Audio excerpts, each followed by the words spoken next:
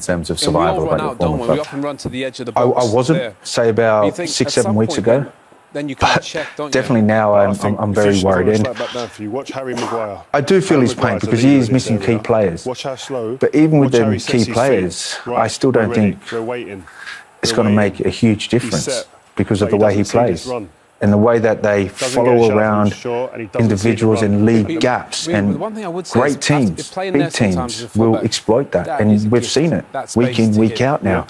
And unfortunately, unless he doesn't change something by not, giving Leeds a chance, because you can see the players are there, they want to fight, but you can see that they're not there no more. They want to be able to give something different because they can see it's not working. I was going to say, how would you feel being a current Leeds player in a formation and a method as open as week in, week out? I was watching Rafinha today, and let's just say we'll talk the same kind of position. There you go. Now, I'm spending most of my time defending Andy Robertson or even Trent, and I'm thinking, well, okay, you want me to go up there and score at the other end, but how can I do that when I'm receiving the ball as in a right-back position? Let me have that liberty. Let me be a little bit free and do my devastating work. Even when he had a couple of chances in the second half, you can see his body language. I mean, he played a couple of balls over the top that were hearted. They were poor. I think he had one shot that hit Alisson right in the middle of the thing. I'd be frustrated.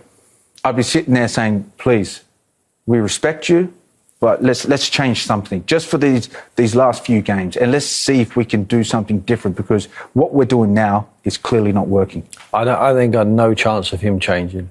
The only chance they've got of changing the way they play is changing the manager. Do you think they'll do that, Tim? I don't think they will do that. I think that they need Calvin Phillips back, they need Bamford back, and they need to not play against top quality sides like Liverpool and Man City of this world. They need to play against the Brentfords, the Norwiches, the Watfords, the teams in and around them. Tottenham next. Which they've already done. Tottenham are beatable. We saw tonight, after the Lord Mayor show against Man City, they go to Burnley and get turned over. They can beat Tottenham. But can they, the way they're playing? Well, can they beat anyone on what we saw tonight? It's hard to believe they can beat anyone. But I still think they will get enough wins. I think they've done enough. They're still not safe. He knows. It's no fault. He's saying we're in a relegation battle. Forget about dragged into it. We're in it. And he's absolutely right. They are in it. I don't think he will change the way he plays. I think there's absolutely no chance. He's played like this all of his life. But he's never had the Premier League, that's for sure. He's never had the quality of the Premier League and the competitive nature of the Premier League. If you're missing a few players, you're not 1v1 all over the pitch. You're not covering up. You're exposing your defenders, certainly. And like the likes of Rafinha, let's talk about him again. When he's asked to do something in the final third where he's at his best, he's at the end of his energy. He's worked so hard chasing Robertson all night. The defenders are getting exposed. No one's putting a shield. Foreshaw's no front shield on. They're allowing the ball coming in. You are going to get exposed as a defender against top quality players. When they play the teams mid-table, below, then they can still win games playing the way they do. They will stay up in the Premier League. I'm sure they will. And that man Bielsa will not be there next season. Interesting. OK, let's go back to 0-0 because the fine margins and who knows what would have happened. But you both felt...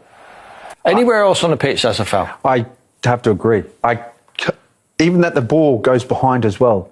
Like he's trailing there, just completely takes him out. If James actually stays on, he's got a free goal on there. But no one even attempts to actually appeal for it. Would have been straight to the referee going, that's got to be a penalty, clearly. James thinks he can score. That's why he jumps up, but the ball squirms away, someone comes to clear it. Otherwise, but I think if he stay on the floor, the players, which we don't like to see, but unfortunately you have to, surround the referee, then VAR 100% give a penalty. Lee Mason didn't. Dan McGallagher is with us. Why do you think he didn't, Dan? I'm really surprised that you even come to ask me. I never considered a penalty. I listened to both Tim and Harry at half-time, fully understand what they say. But I think because Alisson, he definitely kicks the ball, then he slips over, because he's coming behind him, and they didn't consider it was a penalty either. But do you not agree that Alisson makes contact with James on his follow through? Oh, definitely, Tim. But I think what's happened, he slipped. He slipped as he's gone to kick the ball. He's got the ball. He's actually got the ball with the wrong foot, hasn't he? And he slipped over, but he's played the ball back to him.